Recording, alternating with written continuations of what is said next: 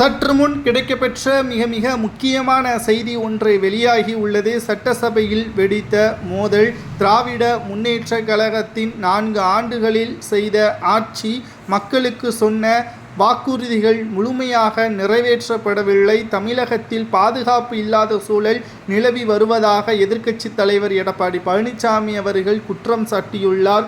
சரியான ஆதாரத்துடன் சட்டசபையில் காண்பித்ததன் காரணமாக திமுகவின் எம்எல்ஏக்கள் பரபரப்பில், குறிப்பாக அமைச்சர்கள் எடப்பாடி பழனிசாமி அவர்களது பேச்சுக்களையும் அவர் கொடுத்துள்ள ஆதாரத்தையும் ஏற்றுக்கொள்ள முடியாது. இது திட்டமிட்ட சதி என்று திமுகவின் அமைச்சர்கள் கூறி வருகிறார்கள். உண்மையில் இது திட்டமிட்ட சதியா அல்லது தமிழ்நாட்டில் என்னதான் நடக்கிறது?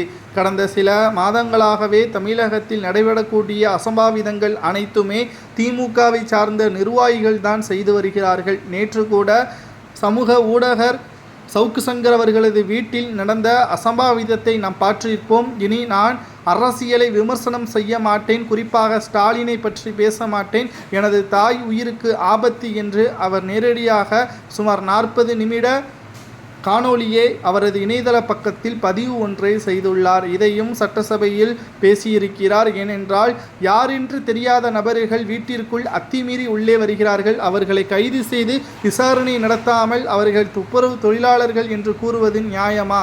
திராவிட முன்னேற்றக் கழகத்தின் ஆட்சியில் சாமானியனுக்கு என்ன பாதுகாப்பு இருக்கிறது? தமிழக அரசை கேள்வி கேட்டால் உடனடியாக அவர்களது வங்கி கணக்கு அனைத்தையும் முடக்குவதுதான் திமுகவின் நோக்கமா என்பதையும் சட்டசபையில் எடப்பாடி பழனிசாமி அவர்கள் கேள்விகளாக முன்வைத்திருக்கிறார். அது மட்டுமல்ல, திராவிட முன்னேற்றக் கழகத்தின் ஆட்சியில் கொண்டு வந்த திட்டங்கள் என்ன?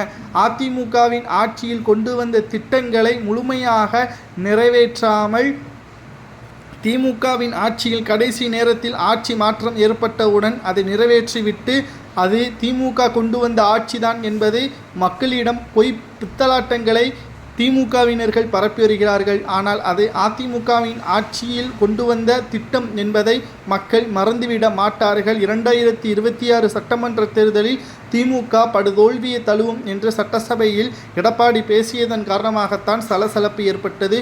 மானிய கோரிக்கையின் பொழுது திமுகவின் அமைச்சர்கள் சரியான பதில்களை கூறாமல் நாட்களை தான் நீடித்து வருவதாகவும், குறுகிய நேரத்தில் அனைத்து குற்றங்களையும் அனைத்து விதமான கேள்விகளையும் எப்படி கேட்க முடியும்? சட்டசபையை நீட்டியுங்கள் என்றும், காலதாமதம் இல்லாமல் தொடர்ச்சியாக சட்டசபையை நடத்துங்கள் என்றும் எடப்பாடி கூறியிருப்பதால் சபாநாயகர் அதிர்ச்சியடைந்திருக்கிறார். எடப்பாடி கூறியது சரியா என்பதை கூறுங்கள்.